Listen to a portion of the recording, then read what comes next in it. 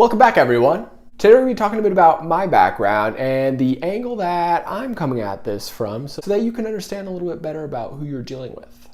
I'd like to start off stating for the record that this is the last thing I ever thought I'd be doing.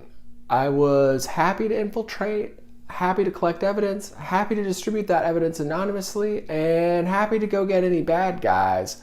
But making videos talking about myself seems totally antithetical to the Q ethos, and I kind of hate it. But the DIA and Q Plus are making me, so here goes nothing. My name is Austin Steinbart. I'm a 29-year-old DIA agent from Chandler, Arizona. If you've watched any of my other videos, you'll see that I've been having a pretty wild time out here in Westworld working on this QAnon project. QAnon is a military intelligence operation.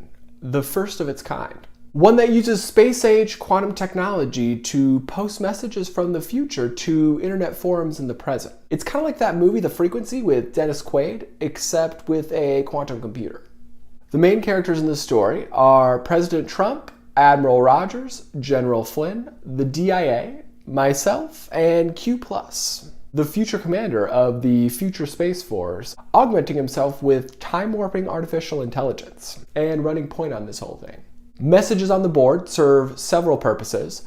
The first one is providing the public with a behind-the-curtains look at a live spy operation that is currently in progress. The second is to give me, personally, BabyQ, hints as I complete this little nightmare scavenger hunt from hell that I've been on. Over the course of this mission, I've infiltrated hotels, data centers, top-secret document warehouses, and military bases. So some of the gobbledygook posted on those boards are actually direct messages to me personally containing hints for things I happen to be dealing with at a given time. Kind of like a giant live-action escape room sort of a deal if you've ever been to one of those things. I was forced to do this, as far as I'm aware, for a couple reasons. The main one being my natural-born proximity to some of the top goons in the Royal Death Racket. My mom is from Yuma, Arizona. My grandfather, David Fry, was the guy who ran the private refueling contractor on the Yuma MCAS airbase called Mercury Refueling Inc., who loaded drugs onto military planes. Some of my best memories as a kid are sitting in the back of his truck at the end of the runway on that base, watching fighter jets take off over our head. My grandmother was a refugee from El Salvador whose maiden name was Grace Aragon. She was very self-conscious about being viewed as a dirty Mexican, so she changed her name to Norma Grace Fry when she married my grandfather. She died under what I consider to be very suspicious circumstances after being one of the first parents to aggressively sue the Catholic Church for sexually abusing my uncle. Growing up, Puerto Penasco, a great little Mexican beach town about 4 hours drive south of Phoenix, was like a second home to me. Spent lots of time down there. And as many of you are aware, Puerto Penasco happens to be one of the most important distribution hubs for the Sinaloa cartel. I also spent lots of time growing up in Belize, where my father owns a condo. Belize is a small country just south of Cancun that is legally owned by the Royal Death Racket.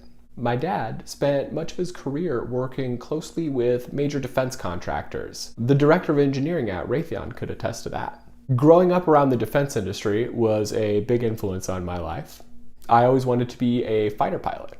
As far as I'm aware, I was recruited to the Defense Intelligence Agency after recognizing that a major immigration protest happening outside my high school in 2006 was actually an intelligence operation. My first mission for the Defense Intelligence Agency was at age 17 when I used Christian missionary work as cover to get into Cuba and to gather intel on some deals they were making with the Chinese at the time. While in Cuba, I made friends with a young IT guy that worked closely with the man who is now Cuba's president. Someone I keep in touch with to this very day. So we will definitely be squashing the beef with them once all this is over. Like every other covert operation, this one has been financed primarily with gangbanging and drug dealing. Surprise! Just fun drugs though, like weed and molly. Not life-ruining poison like meth and heroin. And absolutely no human trafficking, of course. Kind of mortifying that they are making me tell you that part, but I guess the public needs to know how this actually works if we're ever going to be able to change it. So hopefully you guys won't hold it against me. Over the course of this mission, as you might imagine, I've done all kinds of crazy shit and met all kinds of crazy people.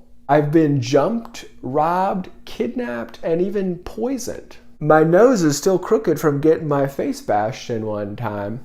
I smuggled lots of drugs across international borders. I've had guns pointed in my face several times on both sides of the border by both sicarios and federal police. And I've had several attempts made on my life, some of which were very close calls, including a couple where the DIA had to step in and save me, even though they technically aren't supposed to be helping. We've had quite the little Truman Show going on out here in Arizona, haven't we, Spookies? It's been quite a surreal experience, almost like my life got turned into a giant game of Grand Theft Auto. And just when I thought we had reached peak Twilight Zone, the DIA graciously decided to throw me yet another curveball by making me tell everyone about it on YouTube. So please subscribe and share with your friends. Because the faster we can wrap up this nightmare circus, the faster we can get on to the business of unveiling the Space Force.